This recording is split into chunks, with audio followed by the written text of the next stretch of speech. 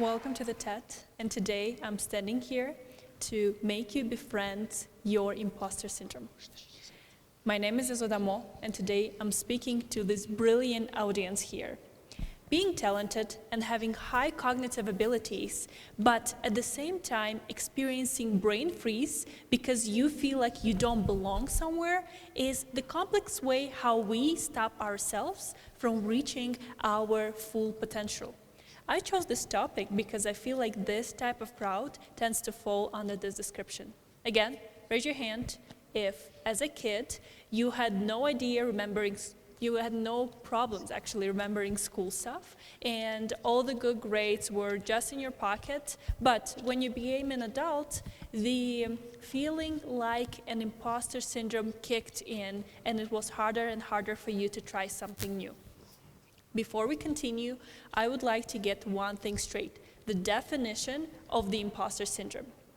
According to Perls, imposter syndrome, also known as a phenomenon, is described as a behavioral health phenomenon involving self-doubt in one's intellect, skills, or accomplishments among high-achieving individuals who are unable to internalize their success and may experience fear of being exposed as a fraud, despite objective evidence of competence. And I want you to really think about the last sentence: despite objective evidence of competence. That means that even if you know the topic, even if you rehearsed 100,000 times, there is still this little voice in your head saying that maybe you're not good enough, maybe you should not be here.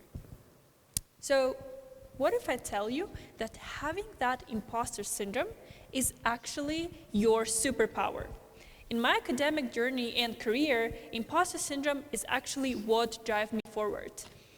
I developed it naturally. I changed 6 schools, 3 countries, and numerous job positions. And every time I entered new spaces, feeling like I don't belong there was very natural. But actually, it pushed me to adapt faster and faster again and again. So every time, instead of feeling like maybe I should not cross that path, I was looking at my imposter syndrome in my head. Don't judge me for that. And then we both would walk into new adventures. It's actually very good to think that you do not know everything about the topic you specialize in, about the place you're going at. It keeps you curious. There's a lot of benefits to it. You tend to be more careful, more attentive, you read more, you listen actively, you stop yourself from blurting out nonsense, and overall, you make yourself always feel like you're ready for something else.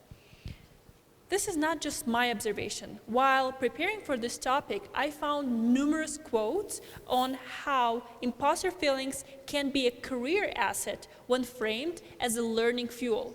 So if thousands of professionals across the world with 30+ years of experience are still doubting themselves, who are me and you to believe in ourselves too much? I am actually in HR, human resources, and when I started studying HR management, I always had that little worm in my head.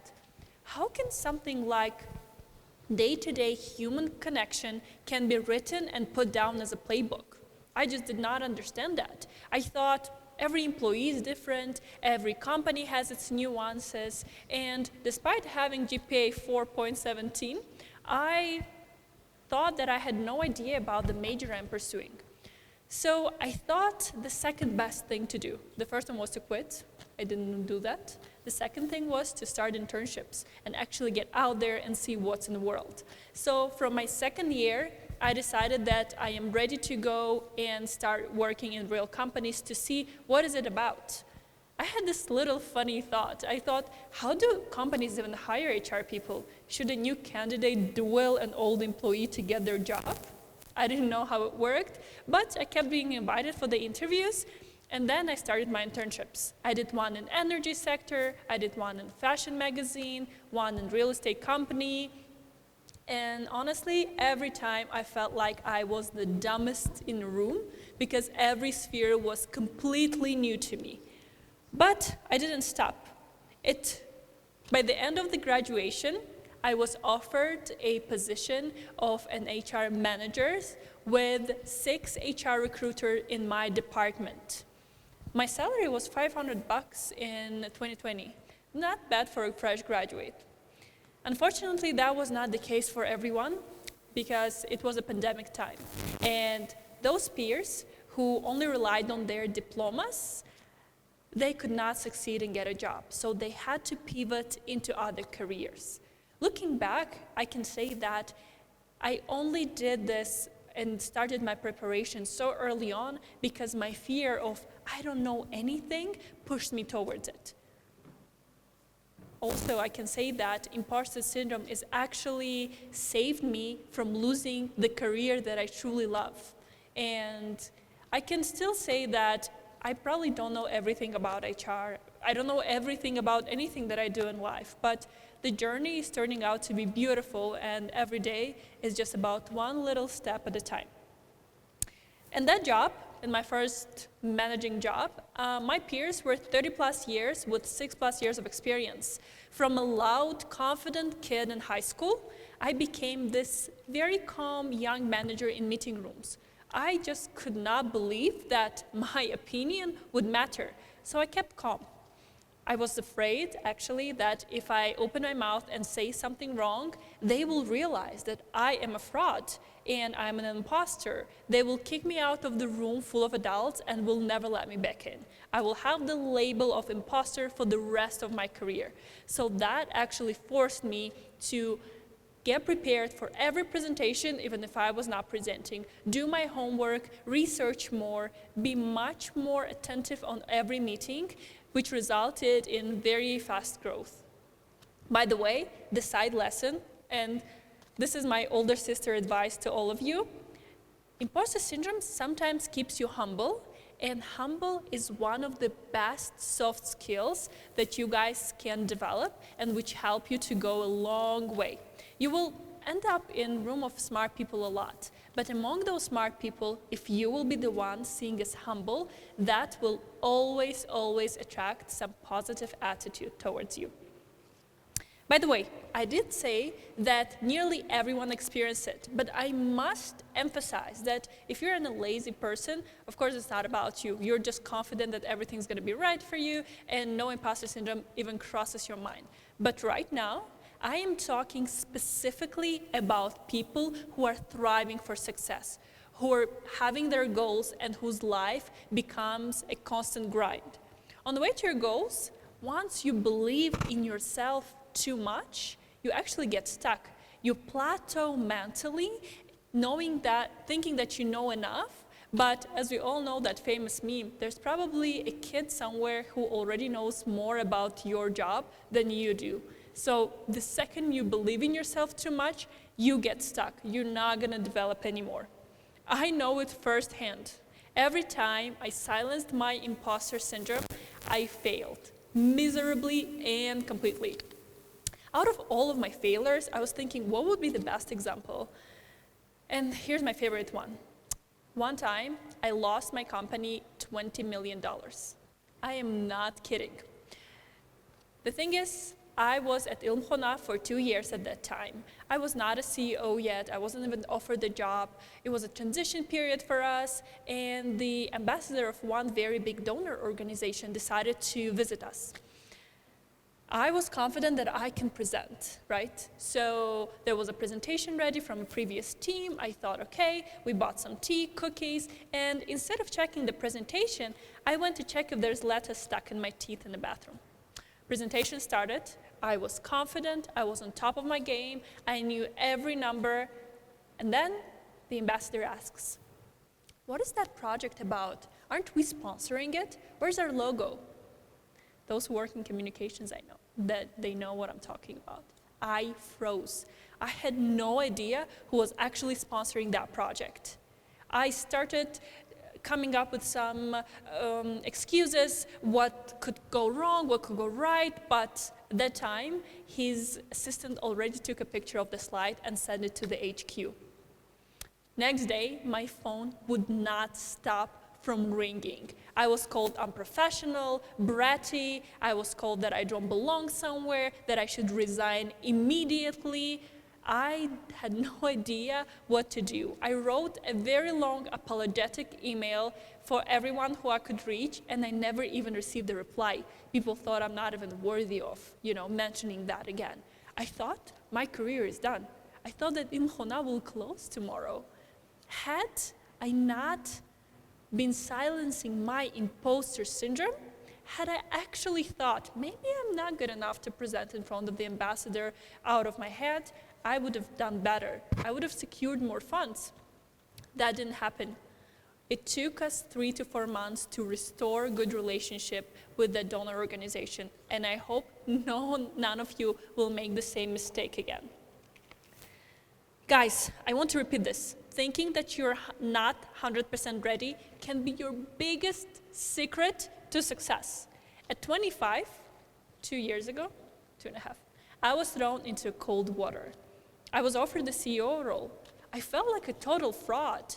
I didn't know anything about leading a big organization. I didn't know anything about fundraising and finances and accounting. I thought that everyone is laughing at me behind my back or even at my faces. I only took this job because I love my team and I love the organization, and we, frankly speaking, didn't have another candidate. I quietly went into those rooms, constantly thinking, what am I even doing here with these governors and donor representatives and other CEOs in their 40s? But no, I asked questions and no one laughed at me. I suggested some ideas and they were taken. Again, I looked in the face of my imposter syndrome and I said, I am not ready for this, but I will try.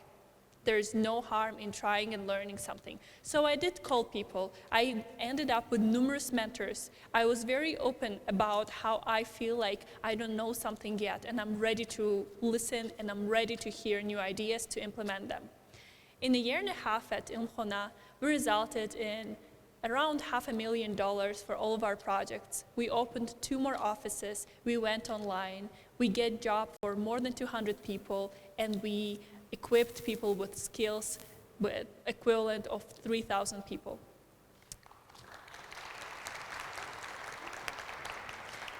That would never ever happen if I just thought that I know enough and would just go and do things that I used to do like in high school or university.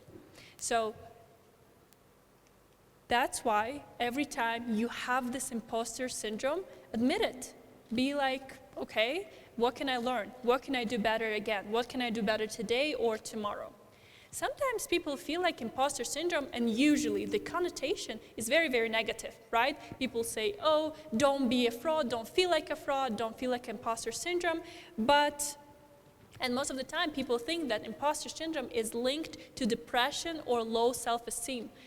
I did tons of research, so you don't have to, and I can tell you that it's not true. The imposter syndrome can appear in otherwise confident and qualified people. It just happens to be.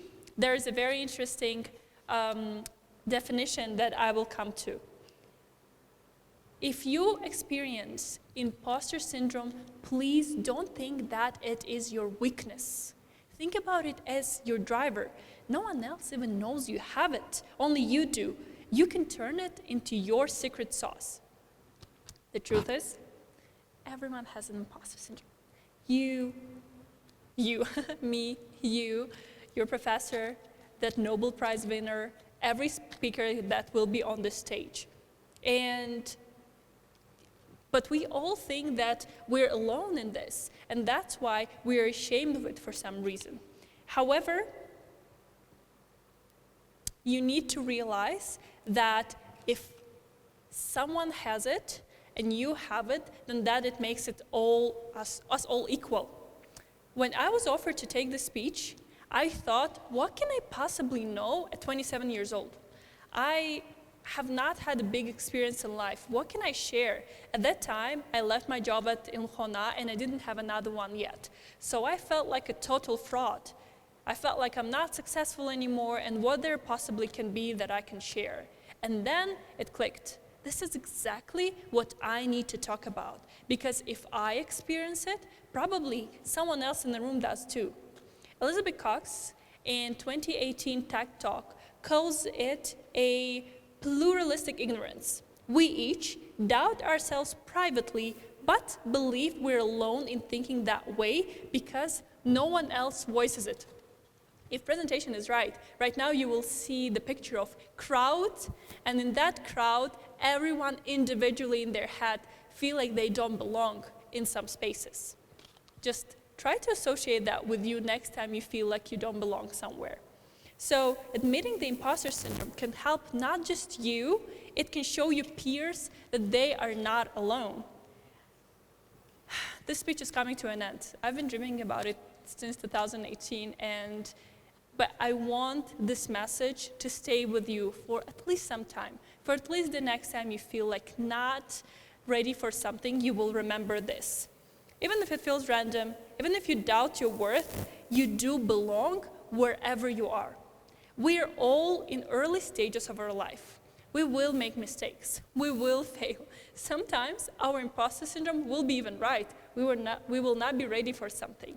But every time you have that doubting voice in your head, I want you to remember that imposter syndrome will always, always, always be with you, and it's better to make it your friend. So if my speech today resonates with you, I want you to stand up and clap to you and your new friend, which will open new horizons. Thank you.